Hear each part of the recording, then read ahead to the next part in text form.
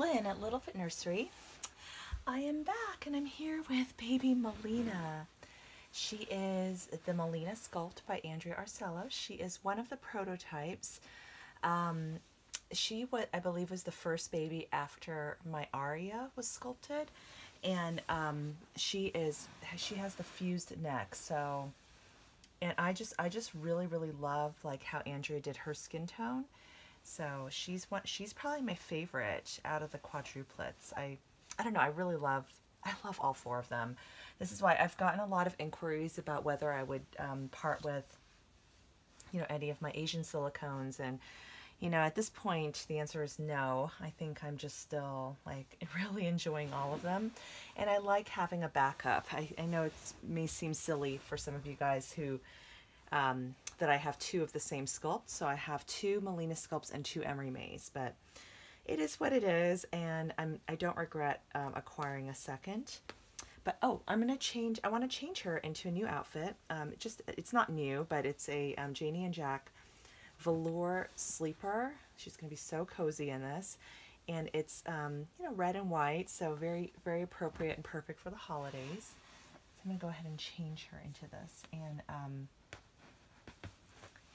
I don't know that I have enough clothes for every baby to get holiday ready. So I'll do what I can with the clothing I have, and then, we'll kind of, the others will just, have to kind of stay in regular clothing, I guess. So, but yeah, probably by the time I even can get to everyone changed, it'll probably be time, like the holidays will be over. But I actually think of the holiday period as going definitely through to New Year's, if not like a week after that too, because it's just a time of the year when everything slows down, and yeah, so oh my gosh, she's so sweet. And I just changed baby Lynn into an outfit, and with Melina, her silicone, she's still soft, but she's Eco 20, so she's a lot more firm, if that makes sense. And so it's just makes it easier to change her for sure. Still much tougher than a Reborn, so I'll probably do a few silicone changing videos in a row, because once I kind of move from silicone and switch over to Reborn, it's going to be a little bit of a shock to the system to go back to silicone in terms of changing them. But anyway, I wanted to talk a little bit about a video I saw on Wendy's channel. Wendy is Weebiedolls. If you guys haven't seen her channel, you guys should definitely go check her out. She's a very talented Reborn artist. She's a mommy, and she has beautiful collection. Her work is just beautiful. So go check her out. Little shout out for her. But she had a very interesting topic she posted about, is it unethical to, basically like, is it unethical to resell a doll at a higher price? And it was a great question, very complicated on a lot of different levels. So, and then I saw, I heard of the topic, actually saw Inez's video first. Inez is, her channel is, I think it's the Reborn Doll Collective. It used to be Don't Worry Baby Reborn Collective, but it's now, she changed the name to Reborn Doll Collective. So, so she posted a video talking about the topic, and there's some really interesting comments on her video as well. So I just thought I would continue the dialogue and chat about it a little bit, because it can be a little bit of a sensitive topic for sure. So, and I can speak about it a little bit from, I guess, both perspectives, and I guess this is the, I haven't had the experience of having my doll resold. I don't know. I'm sure it probably has happened by now, and I'm just not aware of it. But yeah, I mean, I guess what had happened was, Wendy had talked about a situation where she had sold a doll. I think it was a custom order, and then literally probably a week after the buyer got it, she ended up reselling it, listing it on eBay, and the doll was listed at a higher price. And so I guess a couple things, like, and I think it was very hard to see that, because I think number one, and Wendy, I think rightly so, felt like, hey, this woman profited off of my hard work, you know, as an artist, and is trying to like make a profit here.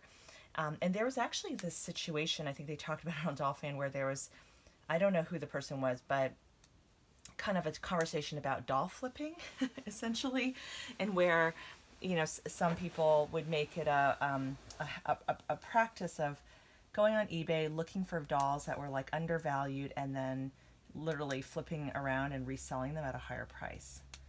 Oh my gosh, oh, this is so cute on her. Guys, does she not look like an angel? Oh my goodness. Okay, let me pick her up, sorry. Quick pause. Oh my gosh. Oh, she feels so wonderful to hold. I literally feel like taking her to the living room and watching some TV with her.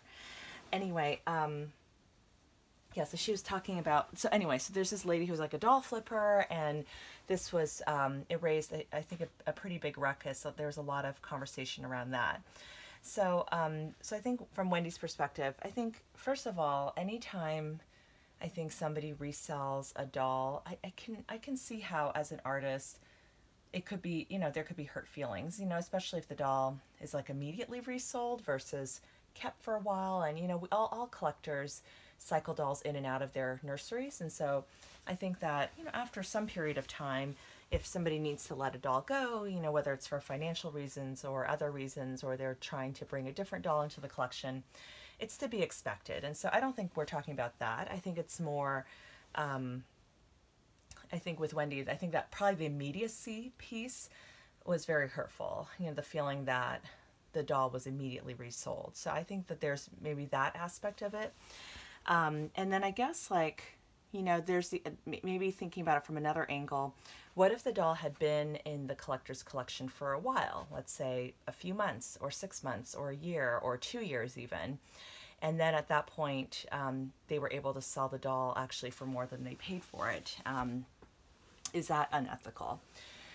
So I personally I personally think that's fine. You know, I think this is a supply, this hobby is all about supply and demand.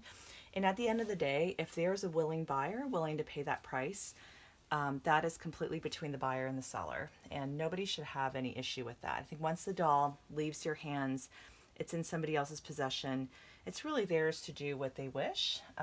Even though I think that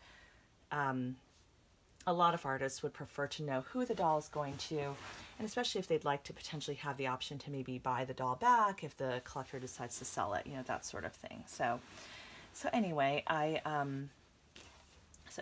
just, I think it's nice to let the artist know that you're planning to sell a doll on, or if you purchased a doll from someone else, maybe to just kind of give I think it's courtesy to maybe give the artist or the person you originally bought the doll from just a heads up in case they were missing that doll from their collection and wanted to buy it back. I always think that that's nice. And I, so I'll use an example of, you know, with Noah, for example. Noah, it was my silicone Gabigail by Claire Taylor. And so let's see. So basically that doll sold out very, very quickly. There were only 25 made by Claire Taylor. Yeah, and just sold out very, very fast. And I was able to acquire the doll basically, you know, kind of at cost. I think I had to pay, you know, extra for shipping or whatnot. And then, and then what I did was I offered it back to the original mommy, and she declined. And so I offered Noah up for sale, and I had a mommy buy him. The price was just a little bit higher than what I paid, but it was mainly to account for the PayPal fees. And I also had just tons and tons of clothing and outfits, like really nice outfits that I was going to be sending him home with. And so I was just accounting the cost I put into that as well. But I think all in all, I probably ended up breaking even. I don't know, once PayPal fees were factored and everything, I think I ended up probably more or less breaking even. And that's generally kind of what I hope for when I sell on a doll. I mean, it's like, okay, if I can break even, then great. I think most dolls don't, it's hard to get your original price. I think more often than not, the majority of the time we probably end up taking a little bit of a loss, and that's just kind of normal in collecting. But yeah, no, I think that, and also the market for, I probably could have asked for more for Noah, quite frankly, because there was a very big demand for him, and I know there were a lot of people who wanted that doll. So anyway, I kind of ended up selling him privately, and I knew it was a lady who watched my channel, and I just felt comfortable working with her, and I just thought, I'd rather do that than deal with the hassle of, kind of fielding questions, fielding all these emails, and et cetera, et cetera. So I think it's okay, to sell, so I think that, I guess what I would say is if you do notice a doll being resold for what looks like higher, just keep in mind between PayPal and eBay fees, kind of what was that seller out of pocket in acquiring the doll, and maybe they're just trying to recoup their costs. And so maybe think of it that way. But yeah, but also just know that it's supply and demand. So there was a really great point made about sold out limited edition sculpts. So I'll just take Maisie, for example. I got a phenomenal deal on Maisie. She's a sold out sculpt. She's done beautifully by a Russian artist, and I think if I were to resell her, I could get more than what I paid for her. And I don't think it would be wrong to get a little bit higher for her, but I'm not planning to sell her, so it's all a moot point. But I think sometimes the sold out limited edition sculpts, like, people end up buying the kits are just sold out, and so there's just this demand for that particular sculpt, and especially if it's reborn well, the price can definitely go up. So and at the end of the day too, it's just a reminder that this hobby is so emotional. Like, our willingness to pay for a doll, yeah, there's a little bit of the practicality of like, okay, what could I resell the doll for if I had to, is this a fair price? But sometimes the heart just wants what it wants, and if you see a doll and you're just like, you see a baby and you're just in love, you're gonna figure out a way to bring that baby home. So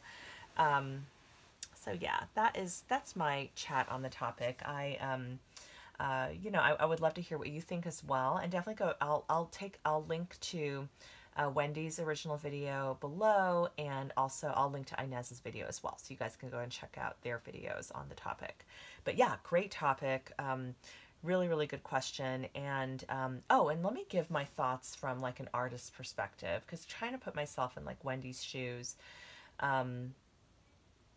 Yeah, I guess if I saw a doll being immediately resold, I think it would sting a bit to feel like, oh, the buyer either didn't like it, or, and I guess things come up too financially sometimes as well. So maybe, but then if they were to resell for like a lot higher than what they had paid, I mean, I personally feel like I wouldn't have a problem with it. If there is a willing buyer at that price, it might make me think about, oh, maybe I should be pricing a little bit higher. That's just my honest opinion. Like, it's supply and demand, and it's so subjective what artists price their work at. Some are just really humble and just reluctant to price very high. Others, and sometimes it's just and others maybe price too high. I don't know. I mean, there's a whole range, and it's art and it's subjective. So it's a little hard to say at the end of the day. But yeah, if an artist finds this happening a lot, where their dolls are getting resold for way higher than what the buyer paid for, maybe they should think about pricing a little bit higher. Just my opinion. Maybe it won't be a popular opinion, but just my thoughts. Okay, well, that's all I have to say on the topic. I thank you guys so much for watching. Melina's going to say bye, and I'll see you on the next video. Bye.